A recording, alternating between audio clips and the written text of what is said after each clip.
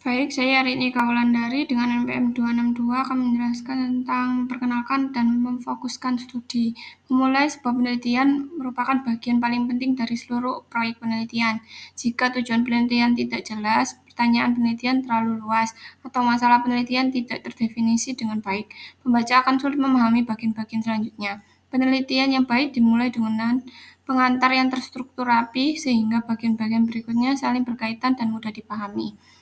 Pengantar dalam penelitian kualitatif harus mencakup yang pertama yaitu topik penelitian, yang kedua masalah penelitian, yang ketiga bukti dari literatur, dan empat kekurangan dalam bukti, yang kelima pentingnya masalah bagi audiens, dan yang terakhir yaitu pernyataan tujuan. Yang selanjutnya yaitu menulis masalah penelitian. Masalah penelitian dalam penelitian kualitatif bukan hanya tentang masalah, tetapi lebih kepada kebutuhan atau alasan mengapa penelitian tersebut perlu dilakukan. Masalah penelitian ini membantu penulis menciptakan dasar atau argumen yang kuat untuk menjawab pertanyaan, mengapa topik ini penting untuk dipelajari. Masalah penelitian dapat berasal dari yang pertama yaitu pengalaman pribadi, misalnya masalah yang sering Anda hadapi dalam kehidupan sehari-hari atau di tempat kerja. Yang kedua, celah dalam literatur, ketika menemukan sesuatu yang belum dijawab oleh peneliti sebelumnya. Yang ketiga, relevansi isu sosial, masalah yang penting dan berdampak langsung kepada masyarakat.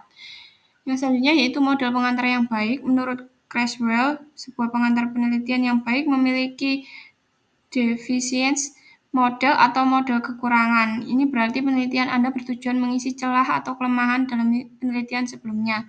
Selain menambah literatur, penelitian kualitatif juga dapat yang pertama memberikan suara pada kelompok yang kurang terwakili, yang kedua memahami secara mendalam fenomena tertentu, dan yang ketiga menghasilkan cerita, teori, atau analisis mendalam terhadap kasus. Dan yang selanjutnya yaitu pentingnya pernyataan tujuan. Pernyataan tujuan merupakan inti dari sebuah penelitian.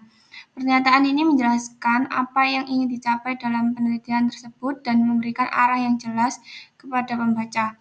Setelah pernyataan tujuan dirumuskan, langkah berikutnya yaitu menyusun pernyataan penelitian yang akan mempersempit tujuan tersebut menjadi pernyataan-pernyataan spesifik yang dijawab selama proses penelitian. Yang selanjutnya akan dijelaskan oleh rekan saya. Saya Elsafira Nurul Akmalia dengan NPM akhir 063. Pada bagian ini saya akan menjelaskan mengenai pernyataan masalah penelitian.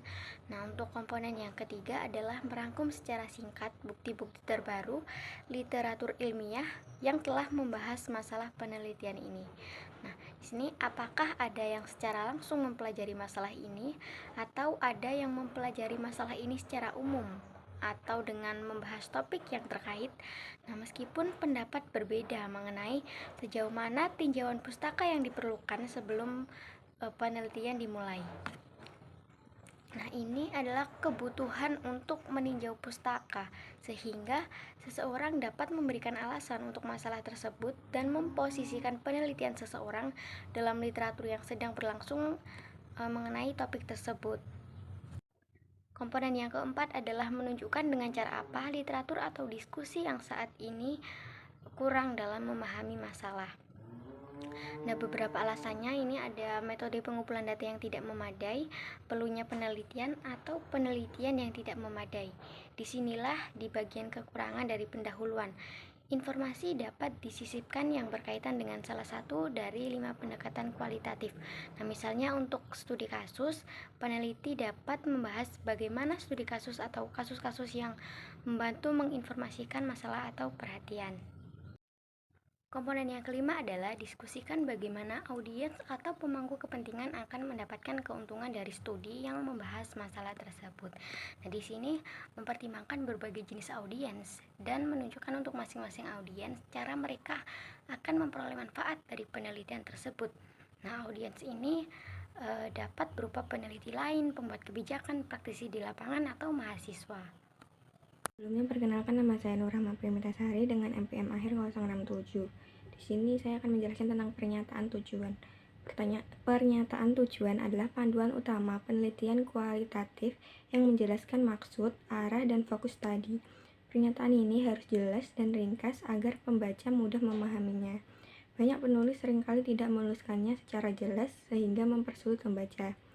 Di sini biasanya penulis mengidentifikasi pendekatan kualitatif spesifik yang digunakan dalam penelitian dengan menyebutkan jenisnya. Lalu di sini juga penulis mengkodekan pernyataan tersebut dengan kata-kata yang menunjukkan tindakan peneliti dan fokus pendekatan penelitian. Lalu penulis juga mengidentifikasi fenomena utama. Fenomena utama di sini adalah satu konsep utama yang dieksplorasi atau diperiksa dalam penelitian. Lalu penulis juga mengisyaratkan partisipasi dalam lokasi penelitian, yaitu apakah partisipasi satu individu atau beberapa individu, teori dasar, atau sebuah kelompok atau sebuah lokasi. Selanjutnya itu the research question. Nah, pertanyaan penelitian ini digunakan untuk mempersempit tujuan menjadi beberapa pertanyaan yang akan dibahas dalam penelitian. Yang pertama ada the central question atau pertanyaan inti. Pertanyaan penelitian kualitatif ini bersifat terbuka, berkembang, dan tidak terarah. Pertanyaan tersebut menyatakan kembali tujuan penelitian dengan istilah yang lebih spesifik dan biasanya dimulai dengan kata seperti apa atau bagaimana. Lalu mengapa? Untuk mengeksplorasi fenomena utama. Nah, pertanyaan tersebut itu jumlahnya sedikit, sekitar 5 hingga 7 pertanyaan dan dapat diujikan dengan berbagai bentuk. Untuk mencapai pertanyaan inti yang menyeluruh, disarankan untuk menyatakan pertanyaan terluas yang mungkin dapat diajukan untuk mengatasi masalah penelitian. Nah, penulis ini mungkin tidak mengajukan central question meskipun pertanyaan tersebut tersirat jika tidak tersurat dalam semua penelitian. Untuk penulisan artikel jurnal, central question mungkin lebih jarang digunakan daripada purpose statement untuk memandu penelitian. Ini saya akan menjelaskan terkait materi pertanyaan tambahan. Seorang penulis biasanya menyajikan sejumlah kecil subpertanyaan yang selanjutnya merinci pertanyaan utama ke dalam beberapa area untuk penyelidikan. Berikut terdapat beberapa saran untuk menulis yang pertama, menyatakan sejumlah kecil subpertanyaan untuk lebih menyempurnakan pertanyaan utama. Pertanyaan baru mungkin muncul selama pengumpulan data, dan seperti semua pertanyaan penelitian kualitatif, pertanyaan tersebut dapat berubah atau berkembang jadi pertanyaan baru seiring berjalannya penelitian. Kedua, penelitian subpertanyaan sebagai cara untuk membagi pertanyaan utama menjadi beberapa bagian. Tanyakan pada diri peneliti jika pertanyaan utama dibagi menjadi beberapa area yang ingin dijelajahi, apa saja area atau bagiannya. Ilustrasikan yang bagus datang dari etnografi. Lalu yang ketiga, tuliskan subpertanyaan yang dimulai dengan kata bagaimana atau apa dengan cara yang sama seperti pertanyaan utama. Keempat, buatlah subpertanyaan tetap terbuka seperti pertanyaan utama. Kelima, gunakan subpertanyaan untuk membentuk pertanyaan inti yang diajukan selama pengumpulan data seperti dalam wawancara atau observasi.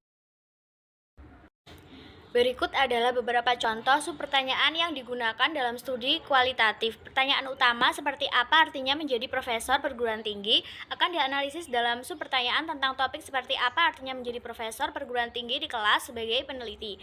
Untuk mengilustrasikan subpertanyaan masalah dalam sebuah penelitian, Grid 1995 halaman 4 yang meneliti tentang profesionalisme guru sebagaimana dipahami oleh guru kelas dasar yang berpraktik dalam penelitian fenomenologinya. Ia mengajukan pertanyaan inti dan subpertanyaan berikut. Pertanyaan intinya yaitu apa artinya bagi praktisi menjadi guru profesional, lalu untuk subpertanyaannya apa yang dilakukan guru profesional, apa yang tidak dilakukan guru profesional, apa yang dilakukan seorang yang merupakan contoh dari istilah profesionalisme guru, apa yang sulit atau mudah tentang menjadi pendidik profesional, bagaimana atau kapan Anda pertama kali menyadari bahwa Anda adalah seorang profesional.